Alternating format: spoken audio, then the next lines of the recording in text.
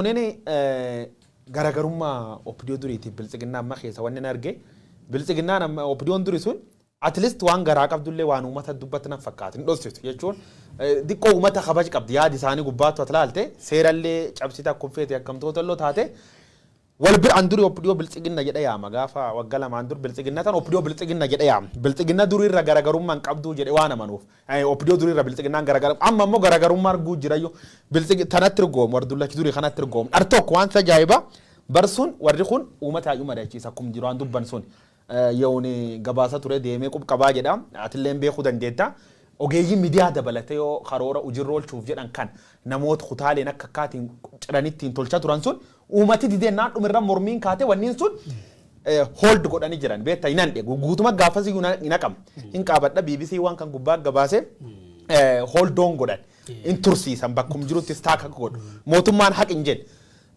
abba kuma dammaqsaa wanniin kun itti fufu dubbata jira jechuudha. Taayyeeni waan kanaan wal qabatee bakka wayii kaasa jira maal jedhee wanniin kun qorannooni waggootan jaan darbeef godhama jiraachuu nutti himan mootummaan kun akka dhufe gana wagga 5 guuta so master plaanii bar duriitti itti fufee jedhee barreessa jira taayyeen haasa'u isa keessa yoo dogongoruu baar jalqabumirra yoo ta'eeyyan kun amma akka waliigalaa wanna arguu dandeettu mootummaan ammaan tan ijaaram kun form of government kamiyyuu keessa jireettetti laakkaa'uu hin dandeettu. Oligarki jechuun hin dandeettu, diktaatar jettee ibsuu hin dandeettu, dimokiraat jechuun hin dandeettu, moonaarki jettee ibsuu hin dandeettu. Mootummaan akkana ganame riba ka'ee disiishinii gangeetu disiishinii taana uummata ittiin himin lafuma keettiin borganamam lafa kaanii magaalii Finfinnee jedhamtan machi.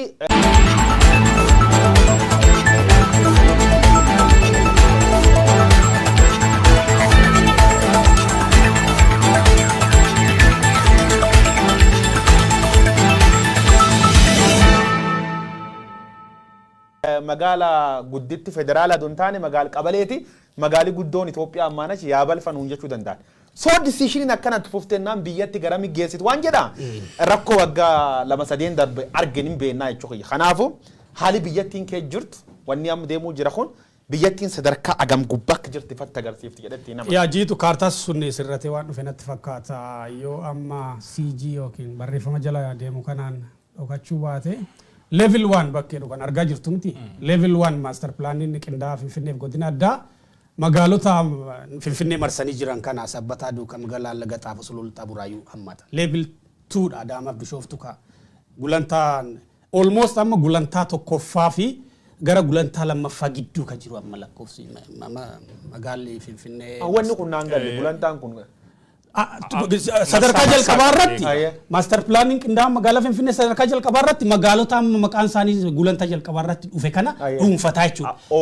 Master planning sun wanta gulantaa qaba warbe. Paastu marsila akkasanadha amma gulantaa tokkoffaa sanadha kan hojiirra oolee gulantaa tokkoffaarrayyuu bakkoonni darbanii bakkoonni hammataman inni jiru gulantaa lammaffaatti illee bakkinni itti seen akkuma Abrahaam iyyuu kaase. Egaa kun amma yaaduma obbo Kumaa Dammaqsaa silaarraa ka'ee dubbachuudhaaf jarri kun akka karoorri master plaanii hin dhaabbanne bara 2019 sana iyyuu nutti himaa turan jechuudha. Baruma yeroo ODP'n hundooftu sana yaa'ii Jimmaa irratti natti fakkaata. Yeroo sanatti master plaaniin itti fufa waggaa eeggata yeroo eeggata malee inuma itti fufa ammas master plaaniin hin haqamu jedhanii ifaan ifatti dubbataa turan. Yeroo sana qoosaa nutti fakkaatee ture. Ammoo waan yeroodhuma gabaabaa kana keessatti deebisanii ittiin gadi ba'anii nutti hin fakkaanne ture. Har'a egaa ifaan ifatti gadi ba'anii jiru adeemsa karoora master plaanii sana caalaayyuu hamaa ta'een dhufaniiti kan isaan jiranii. Uummanni Oromoo beekuu kan inni qabu waa'een magaalaa Shaggar hundeessuu kun adeemsuma karoora master plaanii bara 2014 irraa eegaluudhaan uummatichi ilmaansaa 5,600 tilmaamaan itti wareegee dhaabsisuudhaaf danda'e sana itti fufsiisuu ta'uu hubachuutu barbaachisa. Master plaaniitu maqaa jijjiirratee dhufe yookaan sanatu maqaa jijjiirratee hojiirra oolaa jira jechuun ammoo wareegamni sun hundumtiyyuu bilaasha ta'e jechuudha. Qabsoon uummanni Oromoo diddaa maaster pilaaniidhaan wal qabatee waggoota 5-6 darbeef taasisaa ture hundumtiyyuu kasaaraadhaan goolabame jechuudha. Bu'aan qabsoo uummatichaa kan gatiin hammi kun itti ba'e hundumtiyyuu bilaasha ta'een kasaaree jechuudha. Egaa kan biraan karoorri kun hannaa fi saamicha dabballoota mootummaatiif haala kan mijeessu ta'uudha adeemsi deemamaa jiru kan uummanni keenya irraa hubachuu qaba jedhee an kanan yaadu. Kanaaf ammoo waan Dr. Milkeessaan fuula Facebook isaa irratti barreesse akka fakkeenyaatti kaasuudhaaf nan danda'a. Lafti baadiyyaa tokko magaalaa jalatti hammatame jechuun haala qabatamaa amma jiruun adeemsa misooma magaalaa, adeemsa seera magaalaa amma jiruun amma ittiin hojiirra oolaa jiruun lafti tokko baadiyyaa jala magaalaa jalatti hammatame jechuun qotee bulaa sanaaf lafti kennamtu kaarimeetira 500dha. Ilmaan isaatiif lafti kennamtu kaarimeetira 140. Saniyyuu makaraa argeeti kan fudhatu. Iyyee boo'ee waajjira meeqa seenee gubboo meeqa kenneeti kan fudhatu. Kanumayyuu qonnaan bulaan heektaaraan lafa isaa lakkaachuun hin hafee jechuudha kana jechuun. Qarxiidhaan lafa isaa lakkaachuun hin hafee jechuudha kana jechuun. Lafti inni irratti hojjetee nyaatu hundumtiyyuu harkaa saamamee qaama magaalaa ta'ee jechuudha. Heektaararraa gara kaarimeetiraan safarachuuttidha kan inni gadi bu'aa jiru.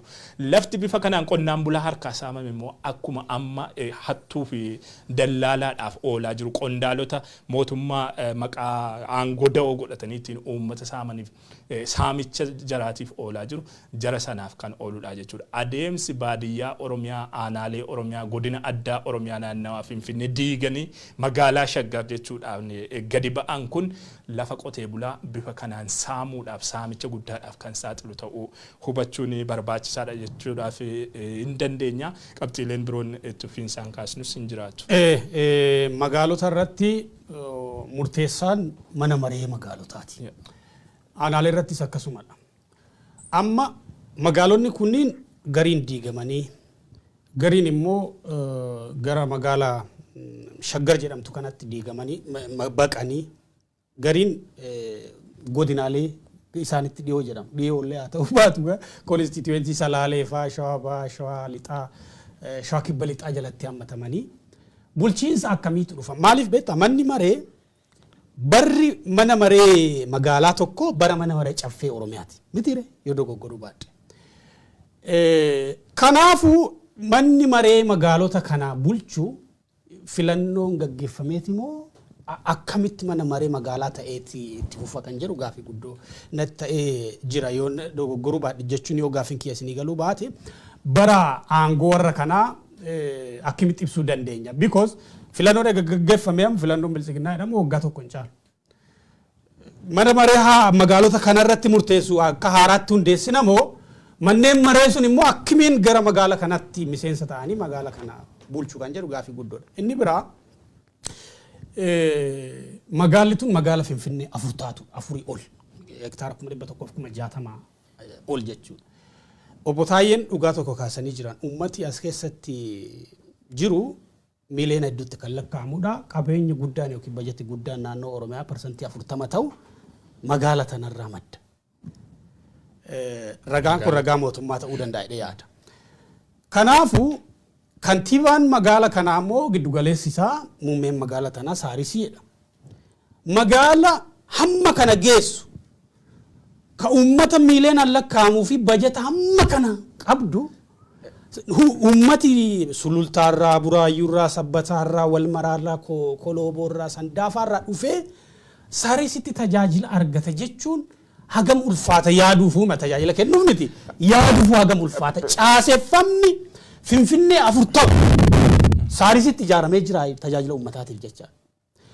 Bulchiinsi tajaajila uummata miiliyoona lakkaa'amuu kaa'ee uummata hektaara 160 irra jiruuf malu Saarisiif naannoo isheetti ijaaramee jira moo ummatuma kana dhibuudhaaf lafa gurguruudhaaf kiyyoo qopheessaa jiru. Maal si fakkaata Biraami? Risaan beektaa ilmaan lukkuu nyaatu yoomni qabaatu reellee nyaata.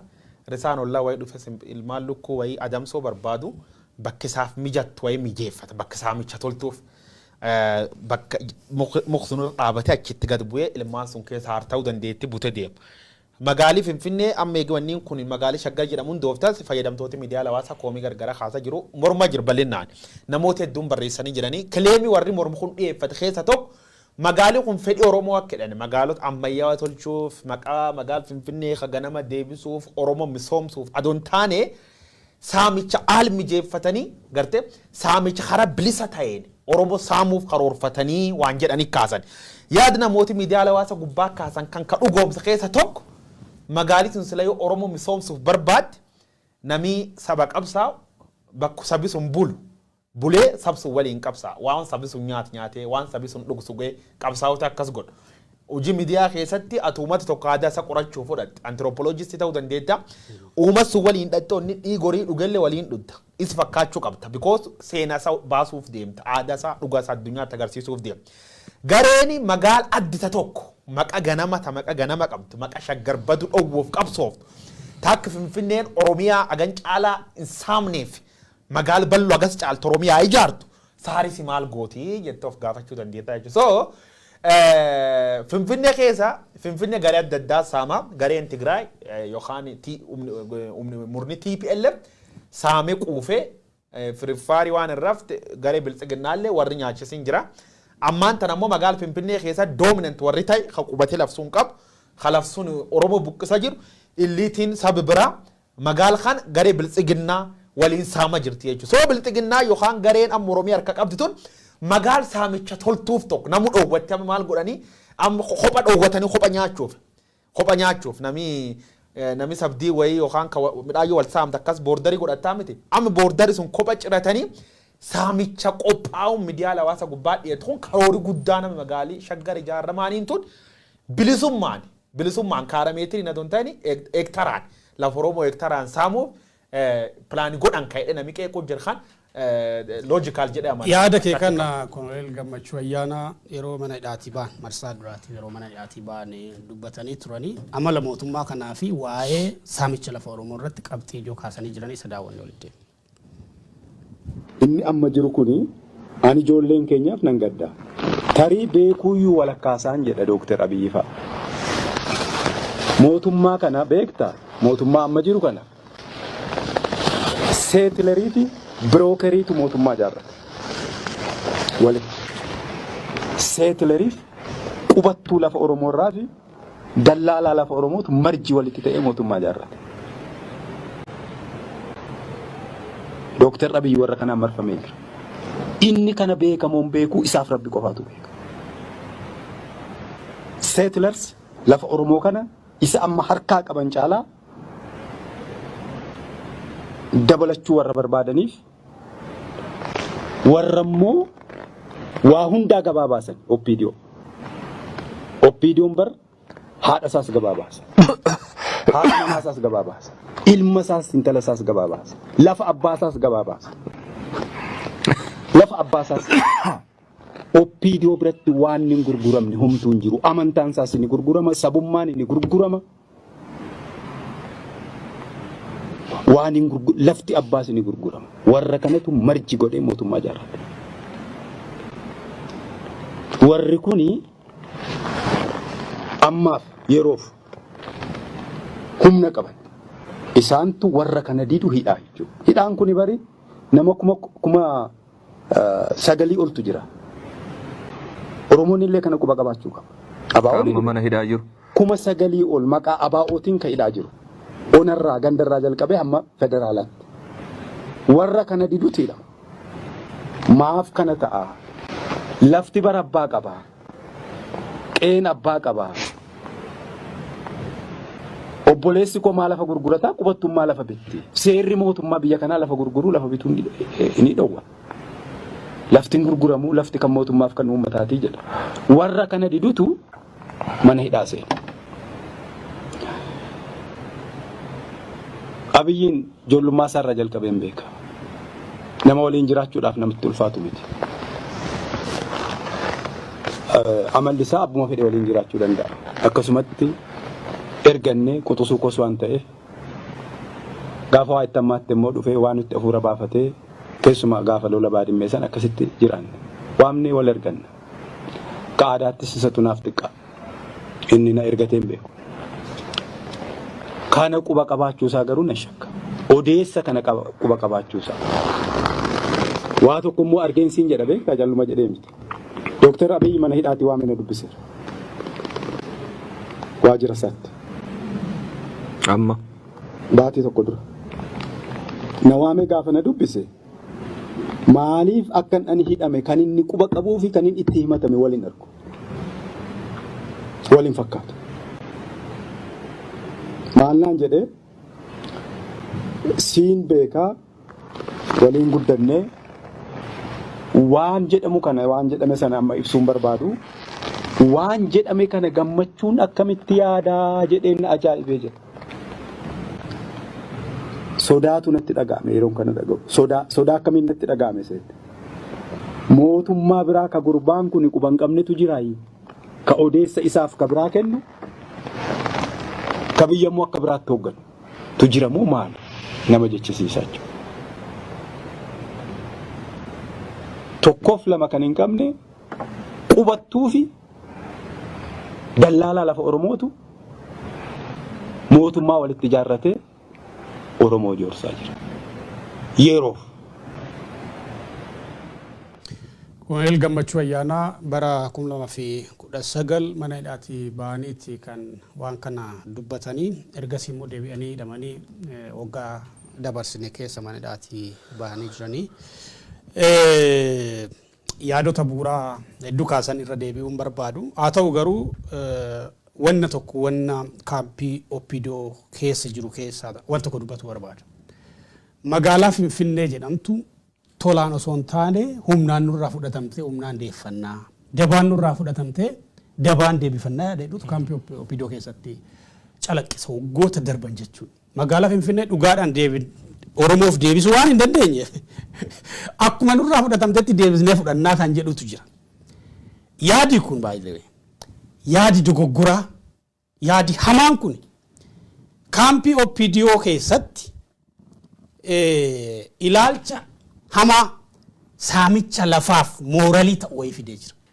Egalee lafti magaalaa Finfinnee karaa seeraan alaatiin warra Oromoof hojjetaniifis warra Oromoo irratti hojjetaniifis warra Oromoof qabsaaniif warra Oromoo irratti qabsaaniinis deebi'ee akka weeraramu godhee jira. Waggoota sadan darbaniif lafti hamma ta'e magaalaa Finfinnee keessatti sababa bulchiinsa wayyaanee keessa weeraramee yeroo jijjiiramni dhufetti dhaabbatee keessumaa naannoo bahaa Finfinnee karaa Boolee, Bulbulaa, Kooyyee, Arraabsaa jedhaman deebisamanii qircamanii jiran gareedhuma Oppidootiin. Kanaaf ilaalchi Finfinnee dabaan dhabne dabaan deebisnee Oromoof galchina jedhu mooraalii hattoota lafaa ta'ee jira. Kanaaf adeemsi shaggar hundeessus waan akkasii fakkaata kan jarri kun galmi isaanii sila saamicha lafaatiif haala mijeeffachuu irratti kan rarra'e waan ta'eef kana jedhu adeemsa kanaan socho'u malee Oromootu Finfinnee irratti dhugaa dhabee karaa dhugaadhaan deemanii dhugaa Oromoon Finfinnee irratti dhabe sana galchuu dadhabanii amma jarri kun kana miti. Garuu akkamiin saamichaaf haala mijeeffannu akkamiin dabballee keenya faarsee bulaa